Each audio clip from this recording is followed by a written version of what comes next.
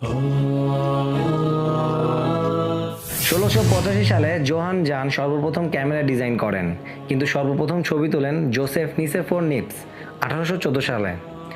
এবং এই ধরনের ডিভাইস সম্পর্কে সর্বপ্রথম ধারণা দেন ইরাকি বিজ্ঞানী ইবনে আল হায়াতাম তার বই বুক অফ অপটিক্সে।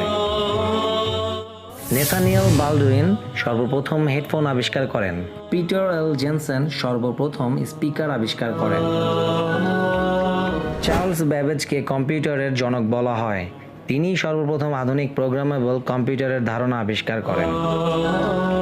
অবশেষে ইন্টেল 1971 সালের নভেম্বর মাসে তাদের সর্বপ্রথম সিঙ্গেল চিপ মাইক্রোপ্রসেসর ইন্টেল 4004 আবিষ্কার করে।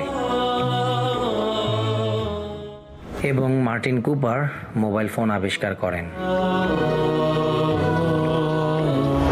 এই সবগুলো যন্ত্রই অনেক বড় বড় আবিষ্কার আমাদের মানবজাতির জন্য, কিন্তু এখন কেউ যদি বলে এইসব আপনা আপনি তৈরি হয়ে গেছে, তাহলে কি কেউ বিশ্বাস করবে?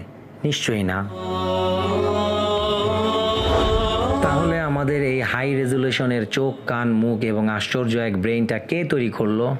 একবার চিন্তা করা দরকার যে যেই ব্রেন ব্যবহার করে আমরা এত কিছু আবিষ্কার করে ফেললাম, এইগুলো কি এমনিতেই তৈরি হয়ে গেল?